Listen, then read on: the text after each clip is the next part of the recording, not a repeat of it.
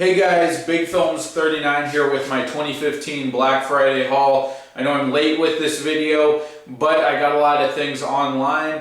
Everything has come in now, so I'm going to show you guys all the stuff I picked up. Real quickly, I want to tell you guys about this really cool app. I know you guys are probably sick of hearing about it. I've been promoting it in all of my videos, but I got to keep doing it. I got to get a bigger response.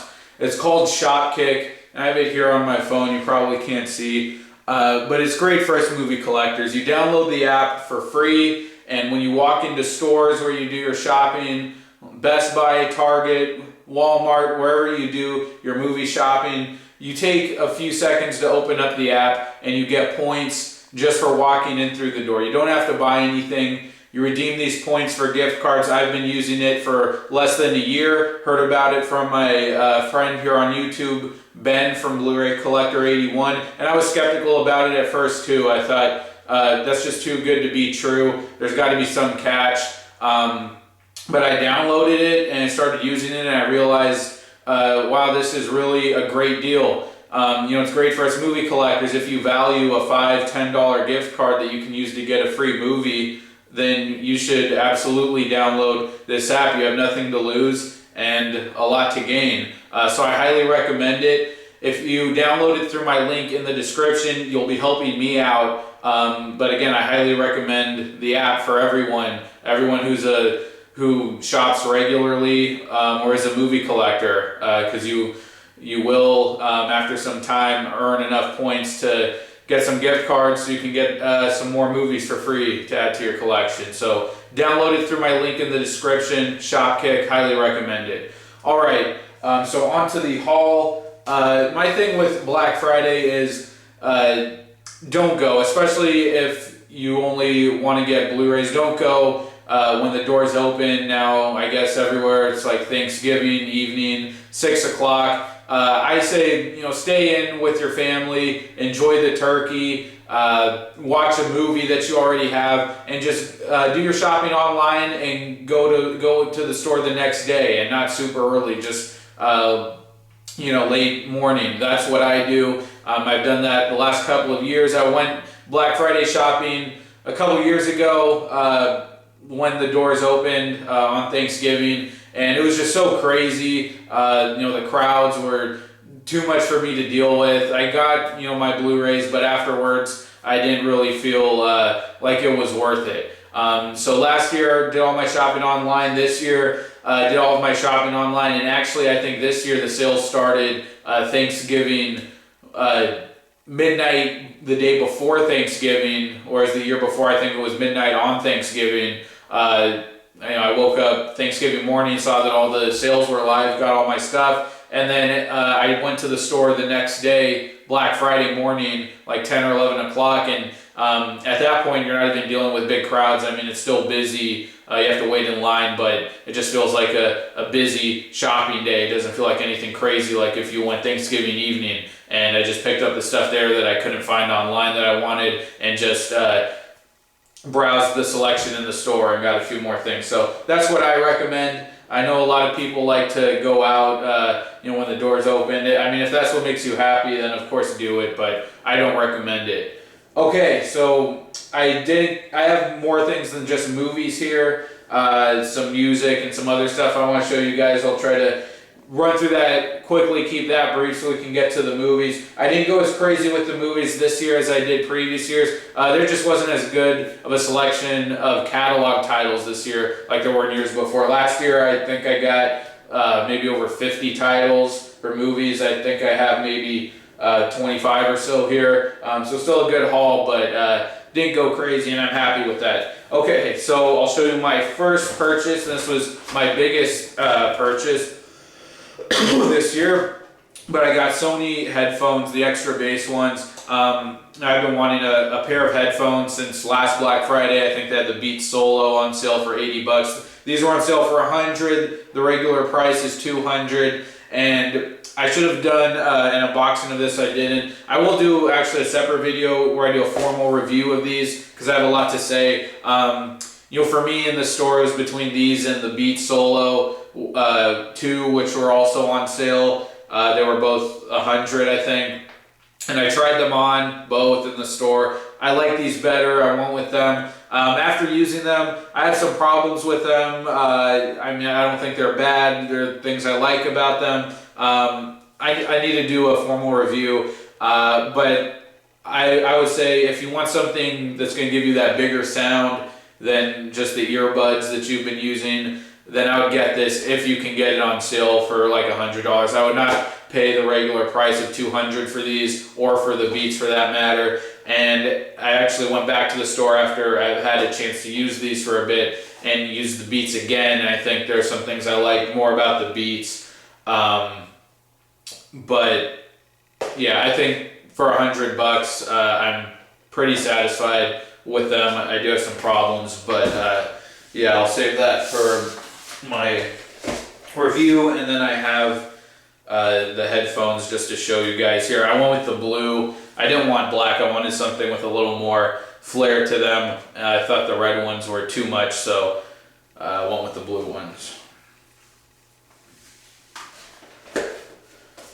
All right, and now to go along with my headphones, I picked up several music CDs. I'm a big CD collector, which I actually haven't really shown at all on this channel. I think once for a contest video I showed some of my CD collection. If you guys would be interested in that, let me know in the comments. I would like to do a CD collection overview and do more videos talking about music I like, or doing just some music related videos showing my CDs. I have a massive CD collection, probably way more CDs than I have movies.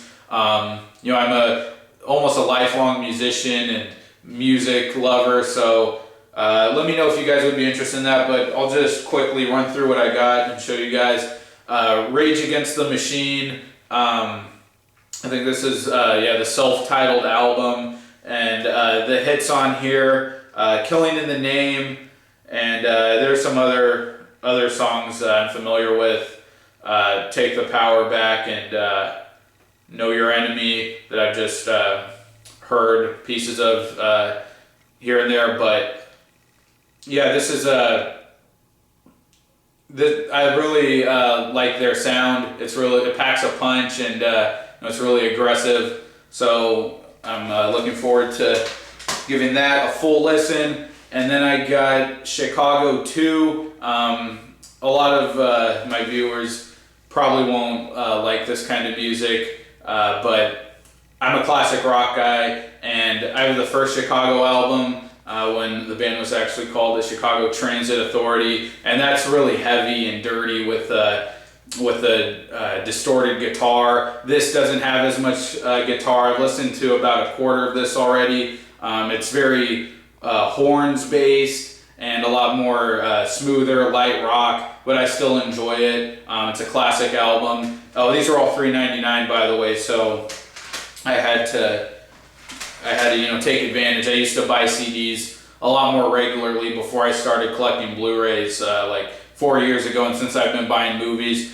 I've stopped buying CDs, so Black Friday is the one time of the year when I can make a big purchase and get a lot of these CDs cheap that I want. And of course I approach my music collection the same way I do my movies. You know, you have to get the physical copies, definitely. And then I got Traffic, the Low Spark of High-Heeled Boys. This isn't a really popular album in classic rock. I'm not very familiar with it. I've only heard the title track, Low Spark of High-Heeled Boys, on the radio only a couple times. But I gave the album a listen, the samples online, and I liked it enough. It sounds pretty soulful and good instrumentation, so I'm going to be giving that a listen. And I got Communique by Dire Straits, and this doesn't have any of their big hits like Money for Nothing or The Sultans of Swing. Those are on other albums. I got another Dire Straits album, I think last Black Friday. I think it's the one called Making Movies. Again, I'm not very familiar with this one. Gave it the samples a listen online, and it's light rock, very kind of smooth guitar, clean guitar sound. But I liked it. I kind of like Mark Knopfler's playing, so Had to get that one. And this one I did give a full listen to already. That's the Doobie Brothers, The Captain and Me. This is a really good soulful album. You know, the Doobie Brothers have that kind of that sound, which is a cross between kind of rock and country, kind of light rock, but they have some really dirty songs on here like Evil Woman and Without You that have that heavy distorted guitar sound. Gave it a full listen and I love it. The Doobie Brothers, of course, I'm familiar with their hits from radio, and I actually downloaded some of their songs years ago. But the big hits on here, Long Train Running, probably their most popular hit, and China Grove, another distorted guitar song there. But I really like this album, so I recommend that one.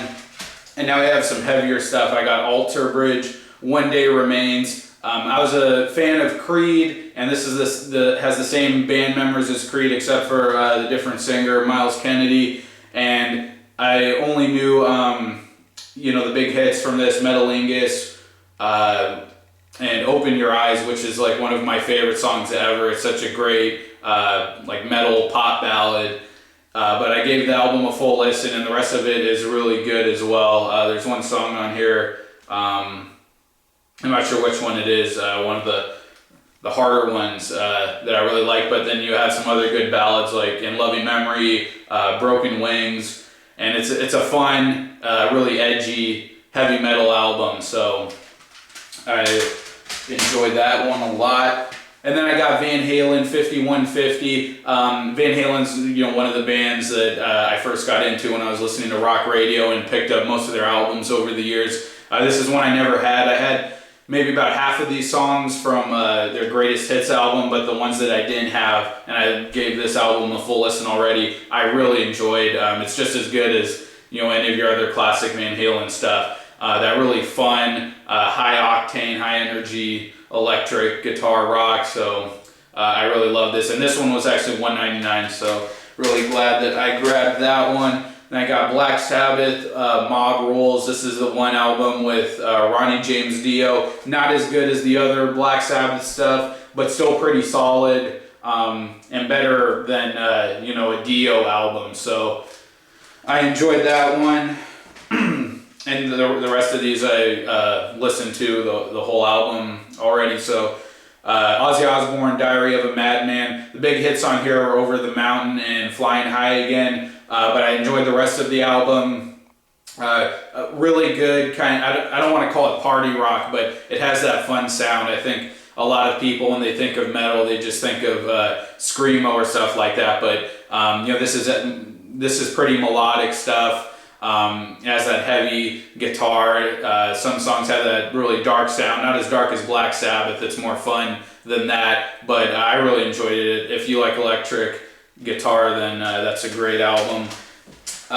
This album, though, was a lot better than Diary of a Madman, and that's No More Tears. And again, I was only familiar with the hits that I've heard on the radio, like Mama, I'm Coming Home, No More Tears, and then The Road to Nowhere. Which are all really great songs, but the rest of the album was really, really good as well. Again, just that great electric guitar, great fun, high energy rock, kind of sounds, like I said, could be like party rock music, but this one I thought was a lot stronger than Diary of a Madman, so I really liked that one. And then the last one I got, this one was actually $6.99, but I thought it was well worth the price. That's the Stevie Wonder Definitive Collection, and again, I only knew most of his hits. Everyone knows like Higher Ground and Signed, Sealed, Delivers, and Superstition. And then there are some other songs on here that I did hear once before, but wasn't super familiar with them. And listening to them again, I absolutely love them, and had a new appreciation for how great Stevie Wonder is, what a great musician he is. And those songs, the two ones that I especially were impressed by were Boogie on Reggae Woman and You Haven't Done Nothing. The horns on those songs, or on You Haven't Done Nothing has a great horn section, and then listening to Stevie's, you know, that like Rhodes keyboard that he plays, it's amazing stuff. The key bass, I absolutely loved it. A really soulful album, great instruments, so I was really happy with this one. Okay, so that's enough. That we're done with the music. Again, if you would like to see me do more music related videos, let me know in the comments. If you show enough interest, I will do that. Okay, on to the Blu-rays. Like I said, I didn't go too crazy this year, but I still have a good haul. All right, so first up we have the mommy pickups. These are videos that, movies that my mom picked up. I went Black Friday shopping with her. If you have a mother that's willing to go shopping with you, just do it. It might be a little embarrassing, but I promise you'll get some free Blu-rays to add to your collection out of it, even if they're not ones you would pick up regularly, which again are what mommy pickups are. Okay, so first up we have Anna Karenina. Know nothing about it. Looks like that's who's that? Keira Knightley. She's always fun to look at, but I would have no interest in that otherwise. And then we got Cinderella. This is probably the one movie that you know, I kind of care to have, but I wouldn't have bought it again if you know, my mom didn't want it. I heard that this is a colorful movie, has vibrant colors, but Disney live action for me over the last several years has just been horrible. Maleficent sucked. Into the Woods, that was unbearable to watch. Even The Lone Ranger a couple years ago, which I kind of thought was entertaining, it still sucked. So all the Disney live action movies just suck. So I'm sure I'm going to hate this. But you know, it has a nice slipcover, it looks pretty. I'll give that a watch. That was $10. And then The Theory of Everything. This has a good slip, it has a nice slipcover. Glad I found it with that. And this is actually a really good movie. It's just not one I would have picked up for myself, just because I don't think I can watch it again. I'm not a big drama guy, and I'm not a big biopic guy, movies about a real person's life. But this was, you know, an emotional movie. Stephen Hawking, obviously he's a genius, and it was just really nice to see his life story. I can definitely see why Eddie Redmayne won the Oscar for Best Performance of the Year. Of course I would have given it to Jake Gyllenhaal from Nightcrawler, but he was definitely worthy of it here. Great performance. I just wouldn't really watch this one again, but it is a really good movie. I would definitely recommend at least renting it. Okay, now on to the rest of my pickups. That was it for the mommy pickups, and now we're on to my movies, the good stuff. All right, so I completed a series of movies here, and I had to complete it because they were on sale for $3.99. I think regularly they're like $11.99, and I only started this series a couple months ago. And you know, Best Buy had some steelbooks for them. I picked all of those up, and they're kind of hit or miss for me. Like some of them, other ones I thought were really boring. But you know, I started the collection, so I figured I might as well finish it. And that is the James Bond collection. I picked up every single one except for The World Is Not Enough. That was the only one that wasn't on sale. I don't know why. It was $11.99. That was one of the Brosnan films. But yeah, before a couple months ago, I'd never seen an older Bond film. I got two when Best Buy had the promotion, when the Blu-rays came with the Spectre tickets. I got Live and Let Die and Goldfinger. And then I got all the steelbooks they had of the older Bond films. I unboxed those. You can check that. You can check those videos out. And then I saw that these were going to be on sale for $3.99, so I figured, yeah, I'll just complete the collection. Like I said, some are really fun. My favorite ones of the few that I've seen were You Only Live Twice and You Only Live Twice, From Russia with Love, Thunderball. Those are pretty good, but even those, except for You Only Live Twice, the other ones still had some pretty boring moments and stretches in the movie where just nothing really happens. And then movies, I thought Live and Let Die was my least favorite. Even Goldfinger, which everyone loves, I thought it was really boring. But most of them have a really big ending, a really big action sequence at the end, which is enjoyable. But anyways, I just wanted to complete the collection. And I haven't seen any of these that I picked up. So we have GoldenEye with Pierce Brosnan. I think that's supposed to be one of the better ones. Octopussy with Roger Moore. And that was the one. This is the one that I got in store because it was sold out online. The rest I got online. The Spy Who Loved Me, on several lists that I looked at where they ranked the films, this was closer to like the top 5. That's with Roger Moore.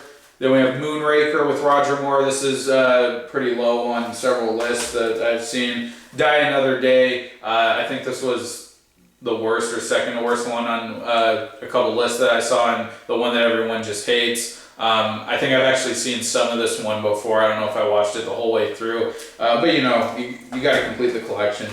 License to Kill with Timothy Dalton. Kind of in the middle from the lists that I saw. And I think it's supposed to be the most action-packed one, obviously by the title. But well, I'll probably watch that one sooner than the rest. The Man with the Golden Gun with Roger Moore. The first Bond movie, Dr. No, with Sean Connery, who is by far my favorite Bond actor, even more so than Daniel Craig. And that's supposed to be a good one. Then you have The Living Daylights with Timothy Dalton. A View to a Kill with Roger Moore. And Tomorrow Never Dies with Pierce Brosnan. Like I said, haven't seen any of those. I will be unboxing every single one. Yeah. Okay, on to my last little stack here, almost done. Got The Princess Bride. This was $3.99. It was sold out online actually when I first went online Thanksgiving morning, and then I think a few days later it was back in stock, so I got it online. And I didn't see it in the store, so it was good that I was able to grab it online. But just saw this movie a couple months ago. It's one that I've seen in many people's collections, from years ago here on YouTube. And I watched it, rented it a few months ago. I really loved it. A great fairy tale movie. I loved the sword fighting in it. I loved the romance. It's very magical. It's a charming, feel-good movie. I really enjoyed The Princess Bride. Then we have Iron Man 3. Okay, so the thing with this movie, I saw it in theaters when it came out back in 2013, and I hated it. I was incredibly bored by the movie in theaters, and I just hated it because, and this is still true, the movie doesn't have a villain. The villain absolutely sucks, and the story is pretty stupid in this movie. And I always held off on getting it because I just didn't like it. I hated it. I didn't care to pick it up. But since it's been years, I wanted to watch it again. It was $10. I figured, now is the right time to get it. So I picked it up, and I wasn't expecting to feel any better about it. And I watched it last night, actually, and it's a really entertaining movie. I'll give it that. I actually found myself really liking it, and that's been happening a lot lately. Movies that I really didn't like in theaters, I get the Blu-ray, and I like them a lot more. It's not a good Iron Man movie. It's not a good superhero movie. I still stand by that. It's a good Tony Stark comedy movie. The action that is in here is actually filmed really well. It's a lot of fun. It almost feels like Michael Bay-ish, but more professional. I really like the action scenes. But for the love of God, can Marvel make a good villain? It's just disgusting. They had the right idea in here with the Mandarin, but what they did, I'm sure everyone knows by now, the Mandarin wasn't the real villain. I mean, that's just stupid. Who thought that was clever? I just don't understand why they did that in this movie. They could have had the same story, with the guy trying to help the sick people, with his plant DNA or whatever. You could have just had the Mandarin doing that instead of Guy Pearce. Guy Pearce is the villain, really, but they could have had the Mandarin be the terrorist that he was posing as, and still follow that same storyline. Maybe the Mandarin had some loved one that was disfigured by one of Tony Stark's weapons or missiles or something, and that could have been his motivation. Right there, I just made a better plot in 5 seconds off the top of my head than this movie had. But yeah, it's a horrible, weak story, but it is entertaining. I will give it that, and I liked it obviously a lot more than when I saw it in the theater. So I'm glad I picked it up. Good, fun, entertaining movie, but not a strong superhero or Iron Man movie. Also, there's just not enough screen time of Tony Stark as Iron Man. Most of it is just him as Tony Stark. He's not in the suit. Okay, and this one I actually picked up after Black Friday. I saw it in the store on Black Friday, and I was going to pick it up. It was on sale for $8. I saw the movie in the theater, and I thought it was good, except the ending just kind of ruined it for me. So that's why I didn't pick it up for $8 on Black Friday. But then actually with Shopkick, the app that I was promoting in the beginning of my video, and don't forget to download that through my link in the description. Through Shopkick, I got a gift card for $10. So I went back and picked this up for free. And I watched this again actually after picking it up, and I forgot how great of a movie this is. It's a great mystery thriller. It's suspenseful. It has really good action in it from Liam Neeson. And it's a great movie. The build-up is so good, but then the reveal, the payoff, is still pretty stupid. But this time on the second watch, the bad ending didn't ruin the rest of the movie as much as I felt it did when I saw it in theater. So I'd say overall still a strong movie. And this to me is the third best Liam Neeson movie, at least of the recent stuff he's been doing. Taken is number one, and only the first Taken movie. The other two suck. Unknown, I think, is really underrated. That's my second favorite, and this is my third favorite. Definitely better than Run All Night and The Walk Among the Tombstones in third person. All of those movies he's done recently. This is a way better movie than that, a better Liam Neeson performance than those movies, and I hope he can get back to these fun action movies. Run All Night was really overdone and over the top. This has a lot more substance than that, so I recommend it, but beware that the ending is really a cop-out and pretty dumb. Alright, now I have 2 DVD sets.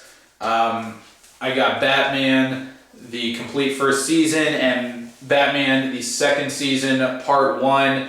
There's another box set for part 2, I don't know why. And these were the only 2 on sale. Part 2 I saw at Target for like $30, and season 3 I think was pretty expensive as well. But these were on sale for $5 at Best Buy. I got this one online. I got this one in the store because it was sold out online. I've only seen a little bit of Batman the movie. I know these are going to be incredibly atrocious and unbearable. I mean, just look at the stuff, the artwork there, or the shots from the movie. I mean, look at that. It just looks crazy silly. But it's Batman. You got to get it, and I want to get the Blu-ray set. They have the big memorabilia one with the Batmobile and everything. That was on sale for like $130, and then the set with just the movies was $95. I'm not gonna pay $100 for that, so I figured these will hold me until the Blu-ray, until whenever I can get the Blu-ray. Hopefully it comes down in price. It'll probably take me a while to get through both of these, but yeah, I'll hold off on the Blu-ray, and I just hope I can have some fun with these. I hope they're not so cheesy and stupid that I just can't stand watching them, but it's Batman. You gotta get it. Alright, this one I actually picked up before Black Friday. It was on sale the week of Black Friday. It was in the Save Station. It was buy one, get one free on $10 titles. I just wanted to take advantage of the sale, even though I'm not really familiar with these movies, Ghostbusters 1 and 2, but this is the 4K master of each movie, and it is a digibook. I already unboxed it, so you can check that out. There's some pretty good artwork in there. But yeah, I wanted to take advantage of the sale. I think I've seen the first one. I saw it when I was really young, I think. I don't remember much about it. So yeah, got a cool digibook for $5. And then the other one I got was Godzilla. Now I thought this was one of the Japanese films, but it's actually the American film from '98. I should have done my homework.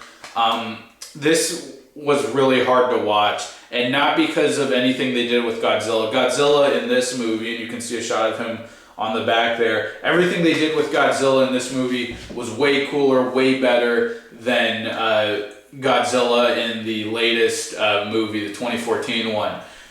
Just watching him roam through the city and wreak havoc on everything, that was really great. And visually, Godzilla was way cooler too. There's more action with Godzilla in this one. It was just every aspect of Godzilla in this movie was completely better than the 2014 remake.